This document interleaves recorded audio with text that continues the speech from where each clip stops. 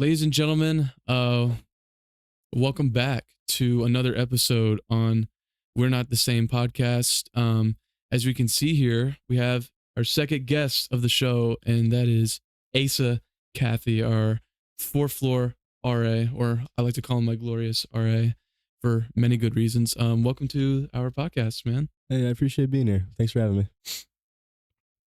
He needs no introduction, but he's awesome.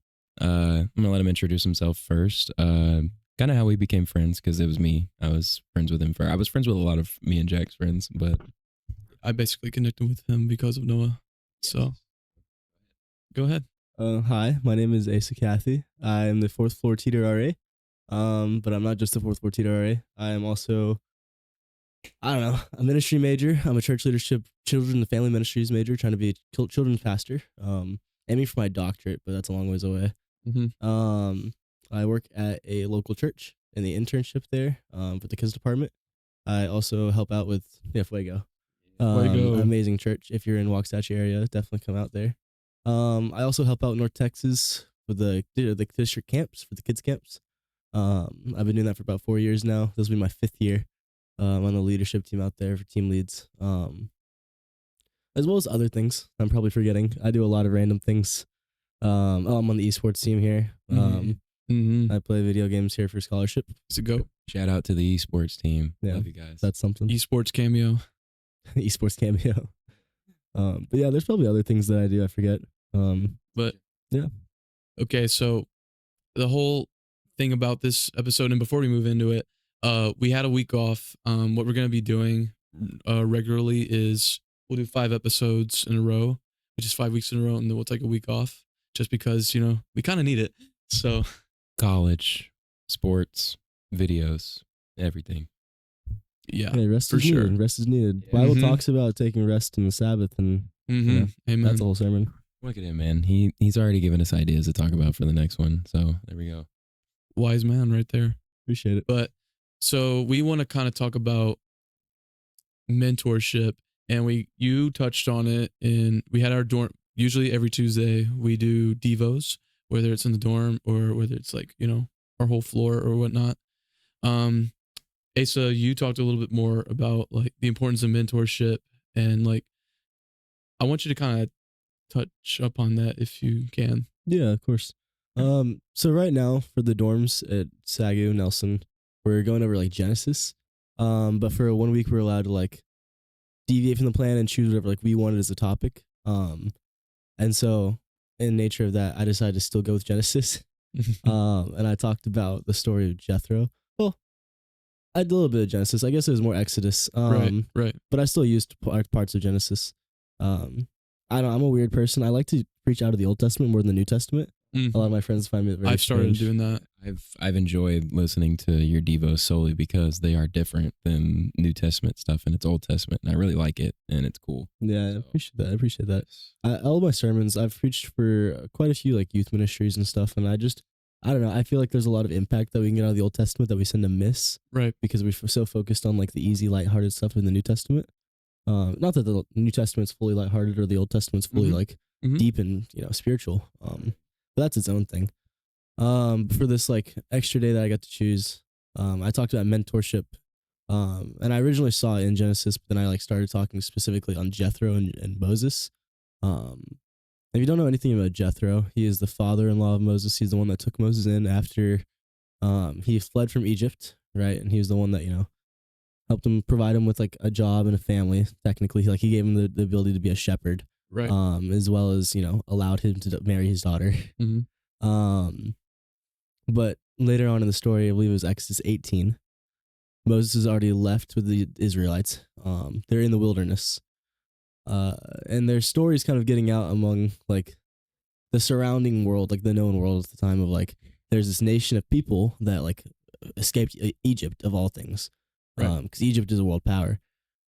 And they're in the world, like wandering in the wilderness of the area, the surrounding like countryside, I guess. Yeah. Which is a dangerous place in and of itself. The wilderness is kind of known. And it's kind of getting out to knowing how like the good things that God is doing for this country, And so Yeah. Jethro wanted to see with his own eyes. and he wanted to go see and hear with his own ears what Moses was going on through Moses. And so I focused with the story of Jethro on the two specific things that mentors do for us. Not that it's the only specific things that mentors do, but the first thing that Jethro did is he came to Exodus, or he came into the wilderness in Exodus, and he rejoiced with Moses and the Israelites. He listened with all the things that were happening. He fought, he rejoiced in the winds. You know, he was excited for them, and he was wanting to hear all the good things. Mm-hmm. That's what a mentorship does. Mentors do for our lives. You know, they celebrate your wins with you. You know, they want to listen about the updates and all the things going on. By the way, Noah's locking the door. Yeah. If you didn't watch our third episode, watch it. Watch it. It was 40-some minutes in that someone came in because we didn't lock the door. That's smart. Back there. We need to find that timestamp, make a blooper or something for it. I will figure that out later. Yeah, Not right now. Too busy. Too busy. College. But yeah, Jethro, he celebrates the wins with Moses and the Israelites. That's a really big thing that mentors do, and one of the reasons why you should have a mentor. You know, you need to celebrate the wins that you have in your life. It's easy to forget the good things going on. You need to talk about it.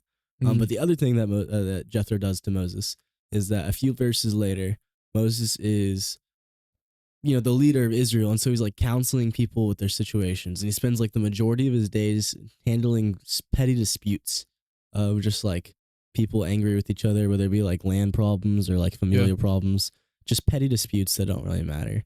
And Jethro comes in and he looks at him and basically says, "Are you stupid?" In a loving way, but he basically says you're being stupid. He's you're an amazing leader, but you're draining all of your energy by handling these small things, And he gives him advice from an outside perspective, that is not an Israelite, gives him advice from someone that's not within the same situation as him, and is able to offer just that outside perspective, outside wisdom of that he needs to form a council of just worthy men from the tribe that can help him bear the burden, is what the Bible says specifically. I thought that was such strong imagery of the idea of bearing a burden with him, of leadership, because leadership is a burden. It is. It's a burden, but it's also a gift. And honestly, last night, we had secret church service. So for those of you who don't know, I'm going to be a trip leader for Egypt in the summer. He is. And it's really going to be amazing. But heading into last night's church service, I like how you touched on how Moses was draining his energy and resources on things. He was kind of running on an empty cup, basically. And so Noah and I grew up with an amazing family, which we traveled all around. We went to churches, we went out of the country twice with them, all that good stuff. That's miraculous things. But I feel whenever we try to do the work of God with an empty cup, what effect are we going to have? Because heading into that church service, I was running on an empty cup. I didn't know what rest was for me, because I never taught myself to take a day of a week to just relax myself and say, hey, I need to get a refresh and fill myself up with the Spirit of God, because that's important. Yeah. And so my trip leader, if I can pull it up, Elisa, shout out to her. It was after the main service was over. I was just, I was soaking it all in the presence. It's it's one of those services where you just don't say, I didn't want to say a word. I just wanted to soak in the presence of God. And he spoke to me through Elisa. And basically, she said that even though I grew up with a family that did miraculous things for the Lord, it's okay to just relax and refill yourself. And that I must prioritize my relationship with God and my rest time with God. And I need to take care of myself before I can take care of others. Kind of like what the scripture says about before you can remove the thicket or the plank out of someone's eye, you have to first remove it out of your own. That was that kind of moment for me. So she gave me fresh perspective on that, and that changed my life right there. Yeah, that's good. Something that I experienced similar. We were all there, the well a couple weeks ago. Great, loved the well. That was my first well. and I've been here for a whole year, and I was like, where has this been? Because it was awesome. But that afternoon we had a practice. It was our last practice, or it was going to be our last practice of the week. But I don't know what it is. There's just something off about it, and me, and really the whole team, and we just had no energy, no nothing, and we just like stopped practice. Like I've never had, not since I've been here. Like obviously I've had practices stopped because they've been bad, but that was the only time here that it's ever happened. And I was like, okay, what do I need?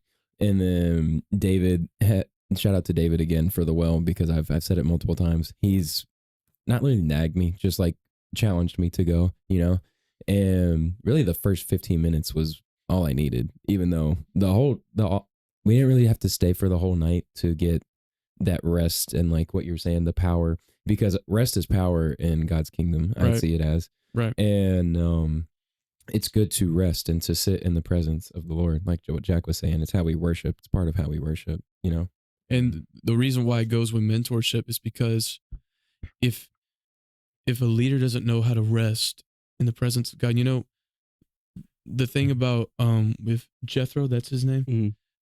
He was basically teaching Moses what was to come in the wilderness. Yeah. How he had to deal with people Yep. who Yep. were disobedient to God. But what Moses continued to do is he went up on the mountain, received the law of God, rested in his presence, even while Aaron and all the others were like, worshiping a calf. I think it's what it was. He still went up to God. And Yeah. I feel like if we're drained and we stay drained throughout, we're just gonna hit a burnout, and Yep. that's not gonna put us anywhere. So it's okay to feel stuck, but don't stay stuck, because you have access to a God that can refresh Yeah. your soul and help you lead, because it's ultimately Him. And basically, what I got from last night is, yes, the ministry that I'm gonna do, the missions trip that I'm gonna do is really great. I'm gonna minister to a lot of people, but my priority should be God over that. Like it Yeah. has to be over that. Yeah. There's two things I want to hit on that really quickly. That's kind of off topic, but like on topic with Jack's story specific. It's just two like important principles in my life as a Christian, that I've tried to hold on to. First off, if the Bible tells us to do something, like specifically the Sabbath, why is it so often that we don't? I've learned from camp situations. Shout out North Texas camps. Michelle Garland, my boss, Zach Pruitt, has really taught me the importance of a Sabbath. And it's something that like we overlook so much. But like if you're not resting, then how are you going to be able to be used by God to your fullest extent? Because if you're running on empty, then you're running on empty. You can't drive a car that has no gas. Mm-hmm. You have to take the rest days that you need so that you can be on your full potential. Mm-hmm. That's why there's gas stations. Exactly. Like, it's really important for that, for that reason.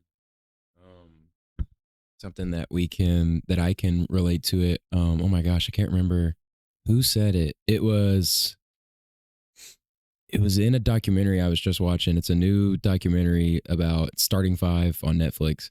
And I think it was LeBron talking about rest that he gets. And it's like, it's a routine. It's something that he does routinely.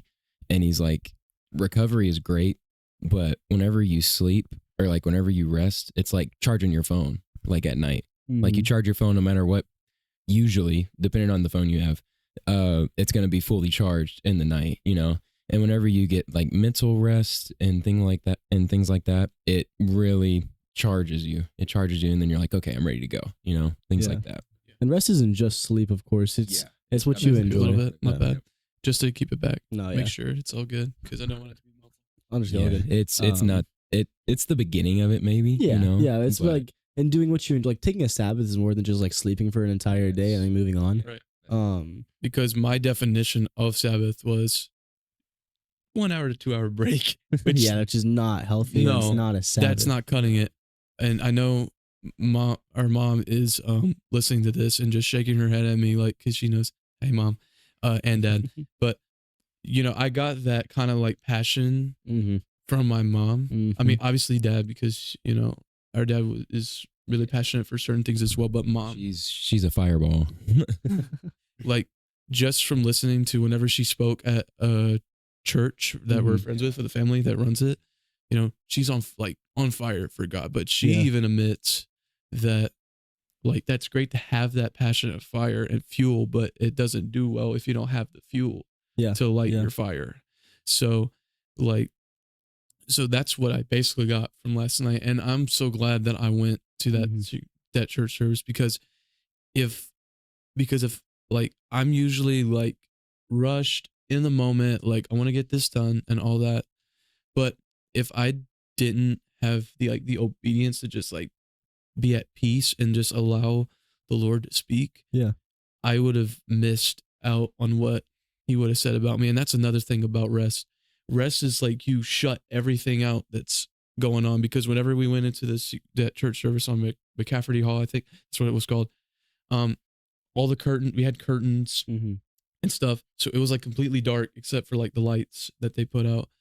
And it kind of represented to me in a spiritual sense how it blocks out the outside influence and the outside lifestyles that we have, because Yeah.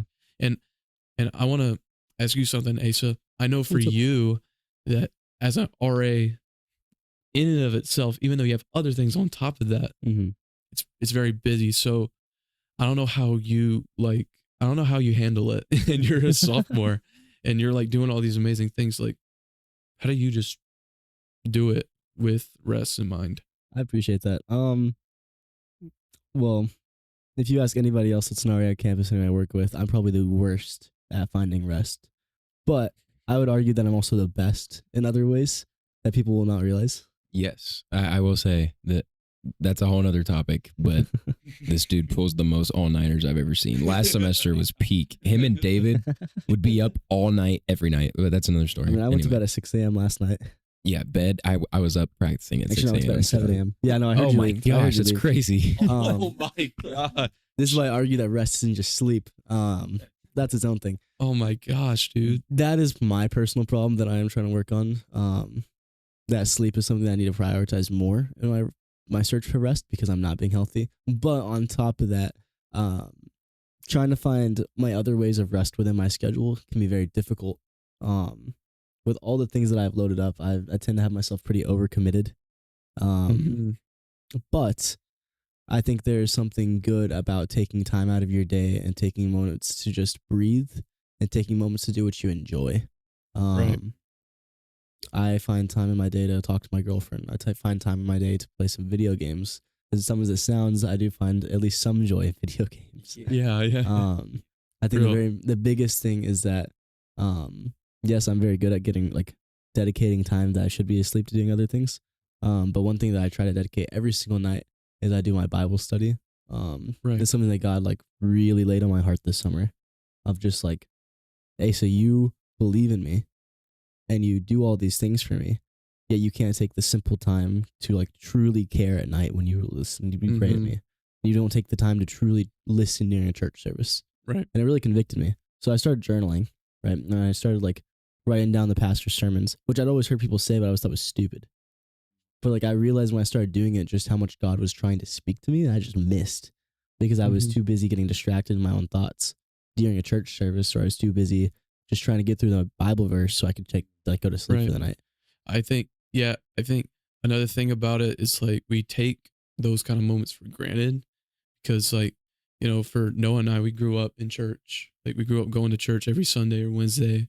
And I feel like for those types of people who are like that, who did go through that before, I think it's easy for people to I guess take for granted the basics, or what we call the basics, but really they're just as important as what we think is called the next level of thinking. Exactly. Because I think you will never grow another level of thinking. You'll never build on top of another if your foundation is not right. True. That's true. And as simple as rest and Authentic Christianity class, I love Dr. Hayes. Shout out to Dr. Hayes. Noah and I's favorite. I don't know if you had him. I've not had him yet, but I had Pastore. You had Pastore for AC. That's Dr. okay. Pastore is a great pet. He's also great, but I love Dr. I love Hayes. Hayes as well. He always talks about how much he loves my hair, which is very funny. He always says he wants it. Yeah, he's very jealous. But Dr. Hayes, I think one of the most significant things he said, out of all the significant things he said so far. He's just an amazing mentor. Um, but he talked about like solitude, and that's basically what I'm gonna try to do every week. It's Yeah, gonna be a pain, it's a pain. but um, one thing about solitude is that at first it's uncomfortable because we're used to the noise of things, we're Mhm. used to the busyness of things, and that kind of like gets us out of practice for a moment, and it feels weird. Yeah, But one thing I know about God, about God, is that He calls us out of our comfort zone, yeah, and obedience is going to require for us to get out of our comfort zone, what we are familiar with, it's true. and get into the uncomfortability that comes with just like stepping into His presence. I mean, it's not that it's not that it brings discomfort when you go to His presence, because when you enter His presence, there's joy and there's freedom, there's peace, all that Yeah, good stuff. But I feel like you have to go through the motions first, and going through the motions can be hard and it hurts hmm really bad. Um, but yeah, whatever he talked about, how it may be discomforting at first, but as soon as you keep doing it in the practice, you'll begin to have peace in your mind and yeah, rest. And it's it's really true. Like I can say it's true, even yeah, though it feels weird and it's like supernatural. I can't explain it. Don't know how it works, but it works. yeah, And I feel yeah, like I need to tell you guys, whoever's watching and listening right now, that like find a day or a long period within your day to like rest in the presence of God.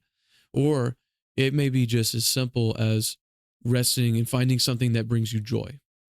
Um, that's kind of the way that my S3 instructor says it. Find your joy. yeah, To kind of piggyback off of that, kind of like along the lines of Asa was saying, is like talking to somebody, talking to a girlfriend. Obviously, hanging out with my girlfriend is something where I can find rest because it's fun. You know, we hang out, it's a good time. I don't have one And then, yeah, sorry, Jack. yet. But other than that, I mean, we have a great friend group, and I thank God for them every day because Mhm. I can text like multiple people right now, and I'd be like, hey, let's go to Bucky's, and like 4 or 5 people would say yes. Asa would probably be the first one. Yep. We know that guy loves Bucky's. He sure does. But I find like last year I felt a lot of joy, and I also felt really well rested at times because whenever I would get super busy, I'd be like, hey, I just need something to relax, you know. And it'd be like mini golf on the hall, or like video games, or we're playing the Wii, like, you know, like simple stuff like that is where you can find rest, because like what Asa was saying, sleep is not the only way to find rest, you know, and I truly agree with that. So Right, right. But I don't know if there's anything else. Well, I mean, sorry, fix the mic. No, you're good. You're good. The whole thing of like mentorship too. Since that is the topic, there's a few other things, I guess. I think it's really important that you find a mentor, but at the same right that you are a mentor. I think there's a Right. really just important concept that comes from the idea of just like, as you're like finding like mentorship from others, you're calling up those below you up as well. You know? yeah. Something I was gonna say is I feel like there's leadership qualities in everybody. Mm-hmm. Even if you don't feel like you are, a lot of people look up to you. Doesn't matter, like the way that you carry yourself, your actions, especially like on a basketball court. Something real simple. The other day, we were at this Mavs coaching clinic and we were demonstrating drills. And I got in the front of the line, and one of my teammates behind me said, "You know, you're a leader." And I was like, "Wow!" I never really expected him to say that, and I was like, "Wow, that means a lot to me, man. Thank you." And I mean, obviously, we have captain, and but you can be a leader in your own right because I've been here. I understand the expectations, and I want to set a good example for my teammates, and that is also true in any aspect of life, you know. And yeah, Yeah, I think like just to point out really quickly, don't discredit the leadership capabilities in both of you. I picked Noah to be one of my CLs, a community leader for this hall. And I didn't just pick it because he's one of my closest friends. I picked it because he deserves that role. He's a leader in his own rights, whether he like goes out and says and tells people to do something or not. I think that you lead the best way just by example, just by the way you live your life is a testament to your leadership and a testament to your faith. And the same with Jack. I think the way that you the way you Get carry emotional. yourself, just the way you carry yourself and the way that you express your faith is a way of a point of leadership, because it shows people that they can be confident in who they are as a Christian, no Thank matter you. the different ways that they want to express the way that they're Christians. You know, Right. I think that's something that's very important this day and age, especially at this school. It can be very easy to think that if you're not raising your hands at the front of the stage at chapel, or if you're not on worship, you're not a good Christian. But that's not true at all. That's not true, man. There's so many ways to serve God, and there's so many ways to have faith in Him and show your worship and praise to Him. And I think that sometimes we need just different leaders to raise their voice up to show that it's cool to serve God, and it's cool to be a Christian, and it's cool to serve God in your own specific and unique ways, Yeah, and to close it out, what Noah said about there people watch you whether you think it or not. Mm-hmm. That kind of refers back to whenever me and Asa, we were going to Einstein Bagels, and we had Shout out these Einstein's. really good Texas brisket. Shout out, the best bagel, period. But these two people that we know, we just walked by, and I do videos, by the way, I'm a freshman creative for the sports network at our college, And he's great at it. thank you. Amazing at it. And these two people, they came up to me and they were like, "Man, are those videos yours?" They showed me one of the videos, and I was like, "Yeah." I was like, "Yours, I can tell yours is completely different than everybody else." Yeah. And I was like, "Well, thank you. That's a compliment." And and that just came from years of doing it consistently, and just because whether it's behind the scenes or not, doing it with a servant heart and with the intent matters, whether people see that or not. I don't know if that makes sense. That makes sense. So I always want to go into my work with a purpose, and I'm not going to try to one up somebody, because obviously I can't do that. I'm not like that. Okay. I can do good things, but I don't want to brag about it. I try to stay humble about it, and that matters. And especially for me, because I'm going to get into ministry and preaching one day. It matters how I carry myself as a person, and not just saying it, but actually doing it with my life. And part of being a good leader is just do what you say. Yeah. And actually take advice from other people too, whenever you did wrong. And it's not a bad thing. It's just a conviction. I mean, while the devil condemns you, the Lord convicts. And I mean, that's just how it works. And so, yeah. Is there anything else that we want to go into? Anything else? I think that's it. I'd say the last really important thing to say is just, no matter what your gift is, you can be a leader in your own right. Right. We are not the same in the way we're leaders. See what I did there? See what I did Wow. Both guests there? I did. had wow. I had to We do. didn't tell him to do this. But it's also that just was not planned. it is at all. also It was just great. true. Don't try to be another person when you're a leader. Yes, this is true. It was really difficult for me when I first stepped into being an RA, because I thought I had to be Kyle Hendricks, our previous RA. But we are not the same person, I'm not the same person as Asa. David. I'm not the same person as Noah. We're clipping that. But it is just true, though. You take leadership qualities from those that you're mentor, you're under. You take Wow, the man, that's qualities crazy. from those that you're want to Yes. listen to. But you're not the same person. You're your own leader, and you need to step into that to be an effective leader. Exactly. Yeah. And you even, like you said, you take some that are good, and then maybe you take some of the not so good qualities, and you're like, hey, how can I be better at this? And you learn from the mistakes of others. Exactly. Wow. Hit it right on the head. That's one of the most essential parts of And leadership. man, that's crazy. That's why you need mentors, to get the qualities from others. That's why you need to be a mentor, so you can pass on the qualities to others. Again, we did not tell him to say that. This is all off the fly. It was off the fly. I just thought That's of it. authentic conversation.